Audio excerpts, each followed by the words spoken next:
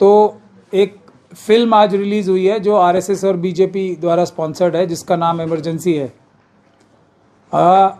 ये फिल्म जो है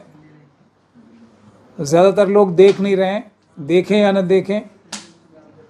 मुझे उसमें ज़्यादा इंटरेस्ट नहीं है। लोग देखना चाहें देखें, ना देखना चाहें ना देखें। लेकिन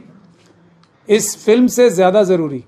जो इमरजेंसी की असली दास्तान है, जो कहानी कभी नहीं बताई गई, वो हमारे जो देवा साहब साहब हैं, उन्होंने एक किताब लिख के, एमजी देवा साहब साहब, आप सब उन्हें जानते हैं। ये किताब उन्होंने एक लिखी है,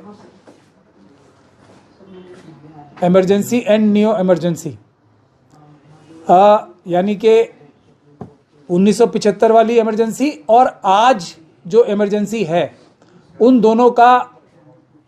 मिलान, यानी कि उन्होंने उसका कंपैरिजन किया है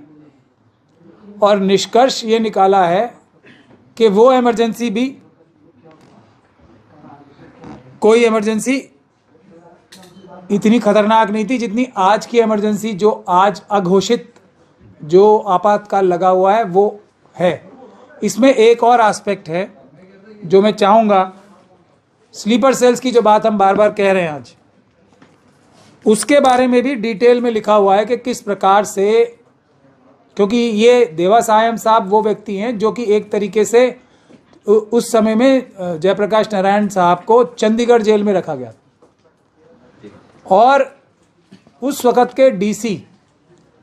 एमजी देवा साहब थे चंडीगढ़ के, तो वो जयप्रकाश नारायण जी के रेगुलर टच में थे और उनसे बहुत सारी उनकी डिस्कशंस हुई, बातें हुई और आरएसएस ने किस प्रकार से जयप्रकाश नारायण जी के सारे आंदोलन का नाजायज़ फ़ायदा उठाया, किस प्रकार से उन्होंने अपनी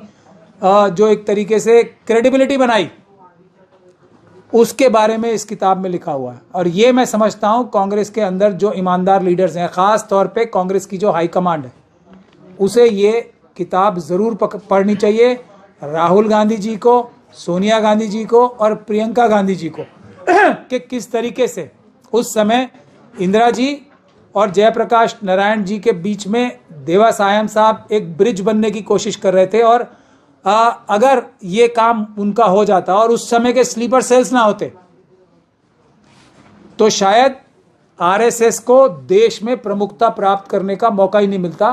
क्योंकि आरएसएस उस समय एक ऐसा संगठन था जो उस समय के लोगों के जहन में क्या था आरएसएस के बारे में,